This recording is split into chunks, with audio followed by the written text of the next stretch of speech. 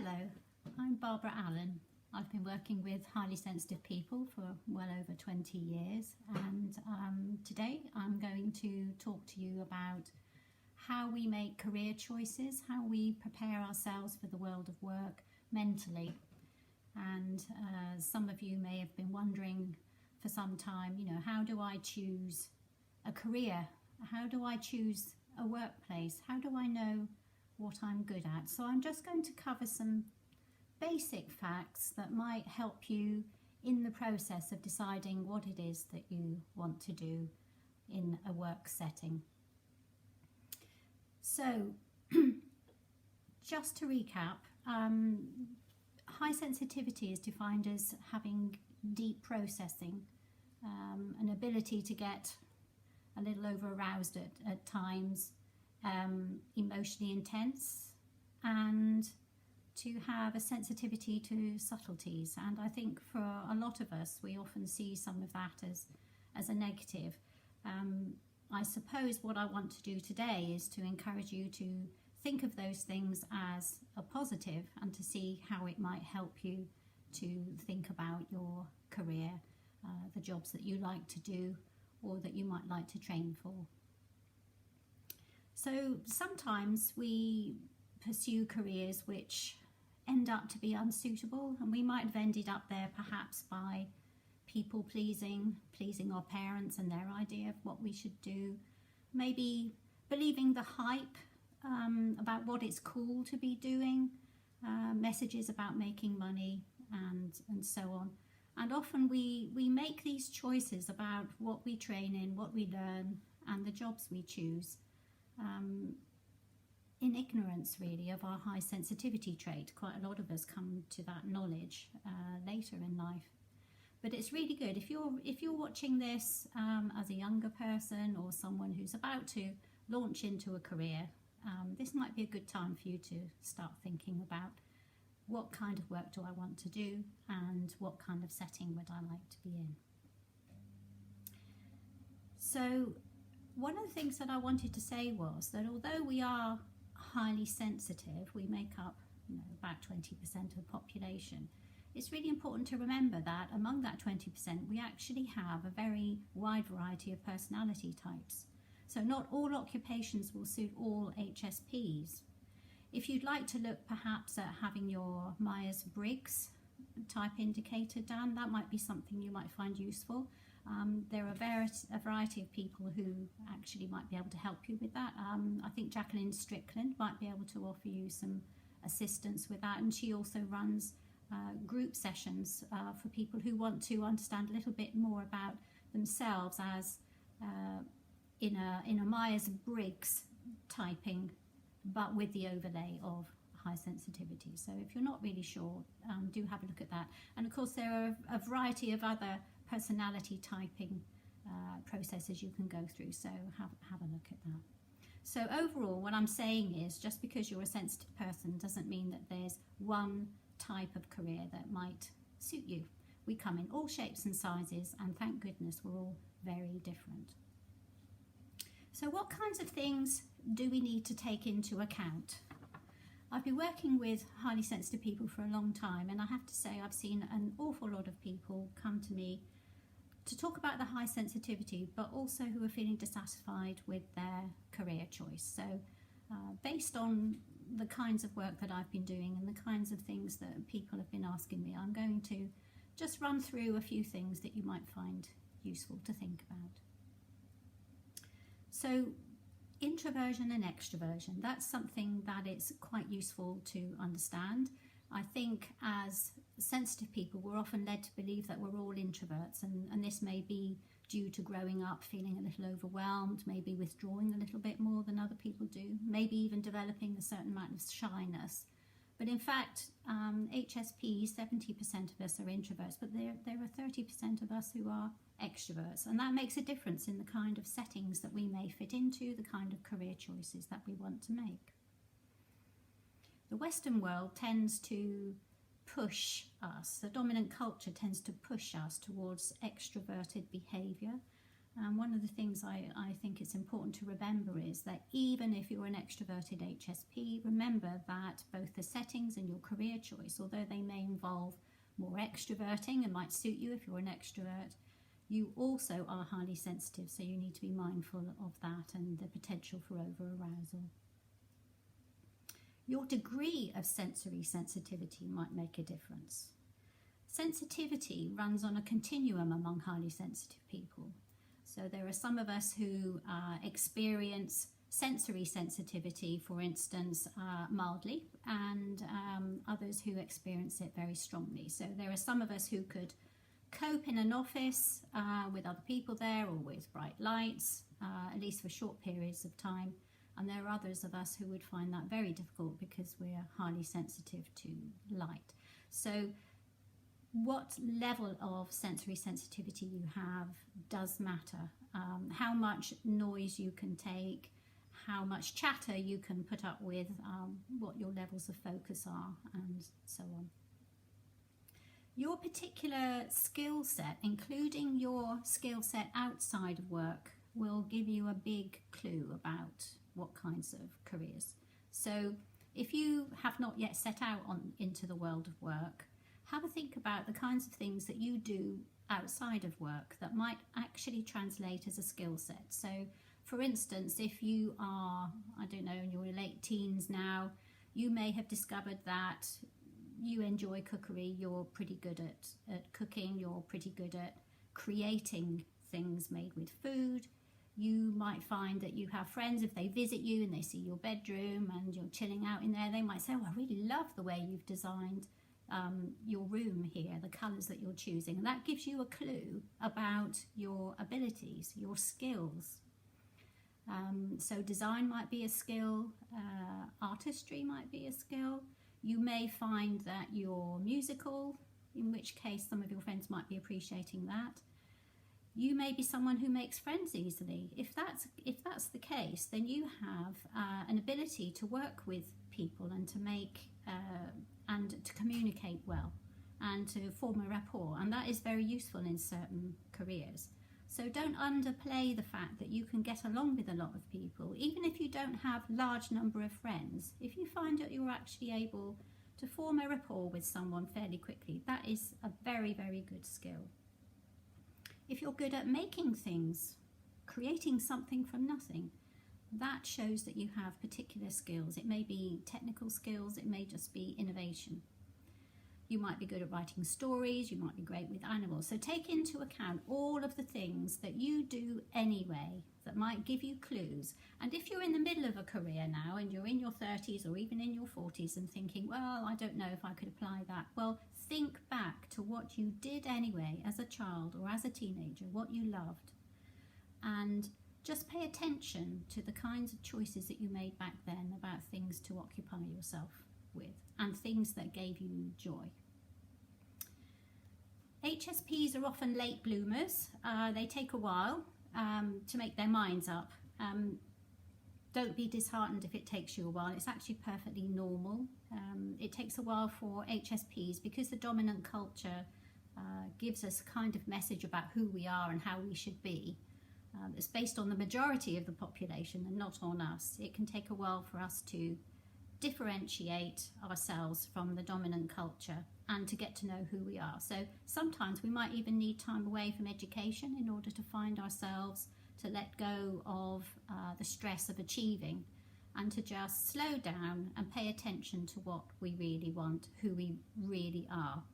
And that can be particularly important if we are HSPs who've been highly conscientious, really tried to do perhaps what parental figures have wanted us to do, and who have started to buy into the rat race of you must do this now, you must get on, it's a competition and so on. Actually just let go, give yourself some time, take a year out if you need to. It's quite common, I have found, that most people think of taking a year off after uni, but I think it can actually be quite useful to take a year off before uni. I know that's not the usual thing, but HSPs aren't the usual. So if you're thinking you could do with a year to draw breath, do take that opportunity if you can. It will give you a chance to really think about what you do, and you won't waste 3 years doing a degree or doing a training that really turns out to not be the kind of thing you really enjoy. So it takes longer for HSPs to make up their mind about their path. It's often a longer and winding way that they take, and some of it takes a place away from the majority. And when we return after exploring and finding what we're good at, then we have quite a lot of special things to offer back to the majority. HSPs need to create their own definition of success. There's a very slightly materialistic story, I think, that we're told from quite young and in school. You know, get a good job, then you'll be able to earn lots of money, as if having lots of money is going to be the answer to everything. And I think as HSPs and deep thinkers, we often know in our hearts that that is not the be all and end all. But we can often think that unless we have that, unless we have a career where that's a possibility, we'll never be happy. And this just is not true. So we often thrive in the background. We often thrive by presenting our ideas from time to time, but not being right at the forefront of things. And it's okay to actually say, well, you know, I might want to pursue my career on a slower path, but I'm not in a hurry, and not buying into all the goals of all the things we must have before a certain age. Just try and think about what would make you really happy, and look for friends and even partners who feel the same. Your definition of success will be whether you're happy. And whilst perhaps the dominant culture might be saying, oh, I'm very happy because I'm busy, I work an 80-hour week, but look what I've got. Look what I've got parked in the drive. The thing is, for sensitive people, you might actually find that you're feeling rather overwhelmed with working 80 hours a week, and that's not for you, and that overall that doesn't make you happy. Is okay if it does, but if it doesn't, to realise that success needs to be defined by you, not by anyone else. Most HSPs need a lot more sleep and quiet time and reflection time than everyone else. And so choose a career that allows you to do this. I know it may sound very basic, but if you choose a career where you have constant demands on you, almost, well, what feels like 24 hours a day, you won't have time for quality sleep, for quiet time and reflection. And let's not forget that the ability to reflect is one of our superpowers in a way, if you want to call it that. It's one of the things that we do really well and actually is an advantage in our careers. So if we need quiet time, we need to plan to have quiet time. Part-time working might be preferable to working long hours. HSPs tend to be quality rather than quantity people. So you'll still achieve a lot, you'll still produce quality. But just because the majority say this is the number of hours that we have to work, that doesn't necessarily mean that that's what you have to do to be successful. Overstimulation is the enemy of consistent achievement for sensitive people. So recognize your natural needs in terms of sleep, environment and values in order that you don't burn out. Quite a few people who burn out actually are highly sensitive, and I think it's not that they find working harder, it's just that the way that people expect us to work doesn't always suit who we are, and that's okay. We need to work differently. Spend time with people who are good for you and who share your values. Avoid bullies and leave bullying workplaces sooner rather than later if this happens to you. It doesn't matter what anyone says about growing a thicker skin, we do not have a thicker skin. And so although we can develop some skills in dealing with bullies, if we actually choose to stay in a bullying workplace, this is not a very sensible idea for sensitive people, because we actually suffer the stress more. So think carefully. If you find that the environment has changed in the office you're working in, or in the workplace, think about making a move. If you in your own mind are thinking about making a move and looking at other things, you will find the stress itself is easier to bear, because a part of your mind is actually ready to go and you're already looking for an exit that works for you.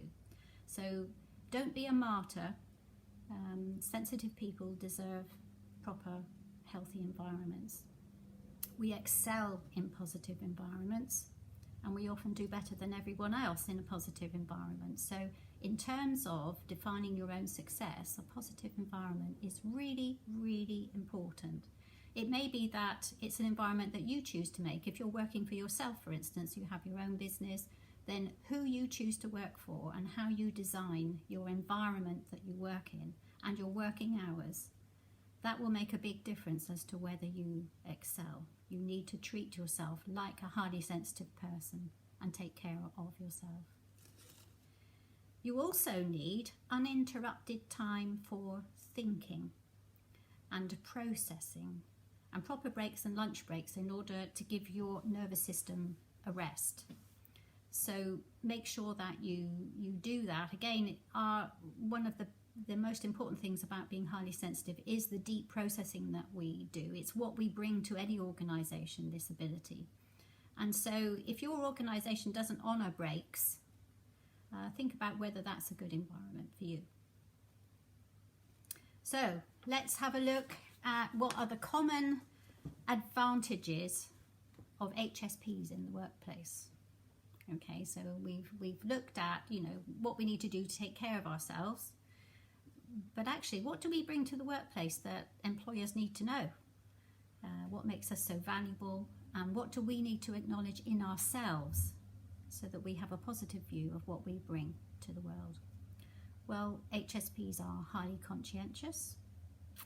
We have an ability to understand other people and empathise, and that's underpinned by our consistent values. We stick to what we believe in. That's a very, very important thing. This isn't just about what happens out there in the world. This happens in our everyday life and in our work life. Motivation. People need to understand motivation for highly sensitive people. We often will value meaning in our work over money, and that is okay. That is okay. So yes, we want to earn and be paid and rewarded for what we do, but the meaning of our work is what matters the most.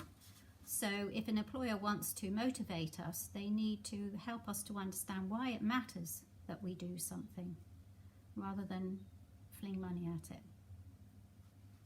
We are surprisingly adaptable. One of the things that you will read about highly sensitive people, and it's true, is that we find change quite difficult.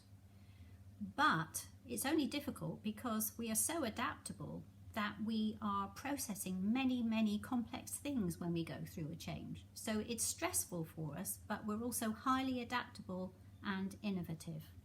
So an HSP is a good person to have around when change is going on. We're creative and innovative on many levels, whether that's technological or artistic. We're very good at predicting outcomes and spotting problems before they arise. And that is a very, very valuable skill to have in your workforce. We catch on to new ideas quickly and we can run with them. We can see the picture. We see the whole picture very quickly, and we're ready to make changes and to look at possibilities. So that's a very good thing that we have. We're able to make very, very good decisions.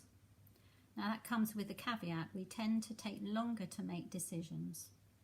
And the reason for that is that we look at things very, very carefully and process them deeply. But when it comes to complex things, we're very good. And we're also particularly good at making decisions on behalf of other people because of our empathic abilities. We can stand in their shoes. We can take into account the needs and wants of many people.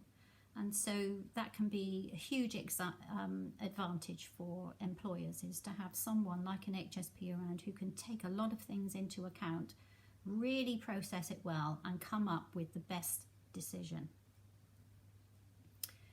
HSPs are particularly eloquent, whether that's verbally or in written form. So they're great at communication and advocacy and influencing others, and promoting ideas, being creative with them, looking at possibilities.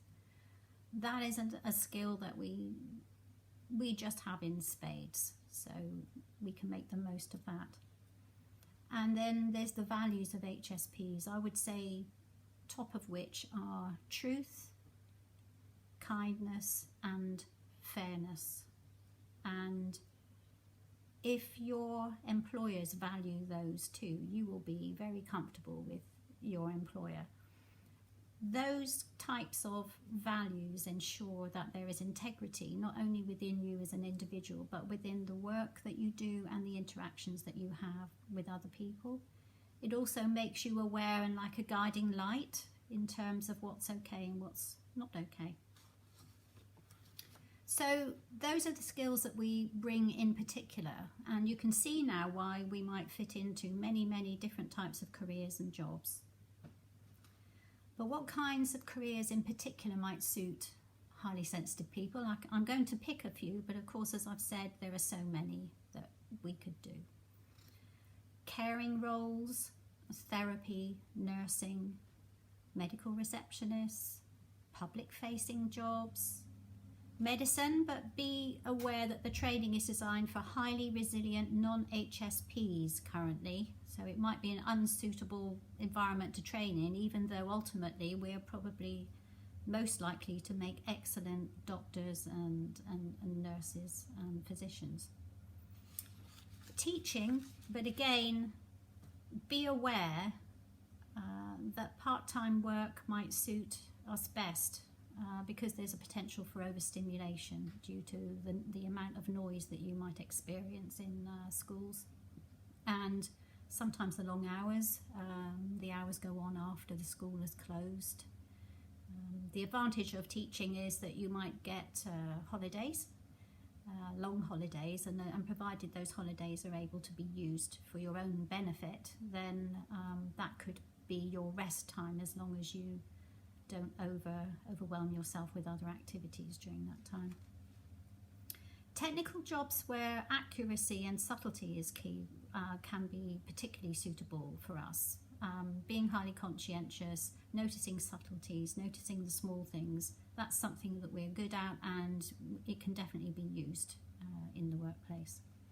Creative, artistic jobs that require imagination or self-expression, so teaching music, being a musician, being an actor or actress, self-expression comes into that, but also again being able to empathize and imagine and creatively reconstruct a role. That is a particularly is a particular thing that HSPs are very good at. Jobs where we have control over our own environment will go very well for us. So where we can do things our own way. Elaine Aron, the person who's done most of the research on high sensitivity, she says, HSPs can do anything they want as long as they get to do it their own way. And I think she's absolutely so right about that. So any workplace where they allow you to do things your own way, as long as you get things done, and who are not too strict about how everything has to be done the same way by everybody, then that would probably suit us very well. Because highly sensitive people have such good people skills, we work very well in negotiation settings, PR, in hotels, for instance, and in customer service. So we're very empathic. We're able to quickly read and understand what people are looking for, what they want help with, and we're able to adapt then to what they need and foresee their needs.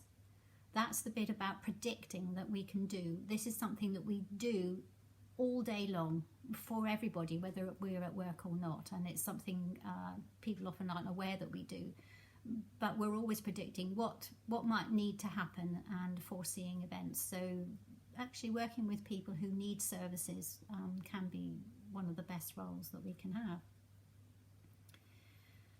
Working with animals and human welfare might be something that we would work very well with. Particularly the people that I've noticed that love working with animals are often quite introverted HSPs, but they feel they have an affinity with animals, and also with other vulnerable people, for instance the elderly and so on. They often are able to read what is needed and understand and offer a lot of affection and compassion in a role, and care and intelligent planning for both humans and animals. So that can be a very good area to be in.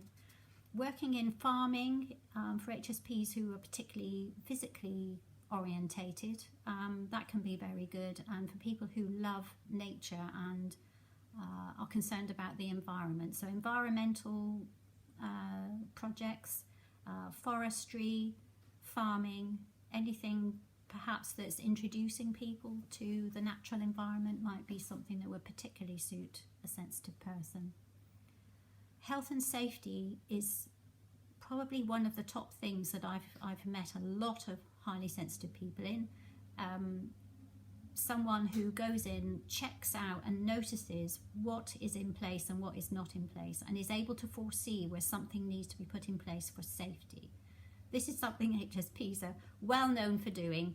They're well known for attending the theatre, and they're the one that knows where all the exits are. So if nobody else has really noticed, because they're all excited about seeing the performance, but the HSPs have actually just checked where all the exits are. And if anything happens, an HSP is the one to ask, what should we do now? Because they think about things in advance. So health and safety work is something that I would suggest if anyone likes that kind of thing, studying. It can be quite technical, but it's also has meaning, which in the bigger picture might mean something to a sensitive person.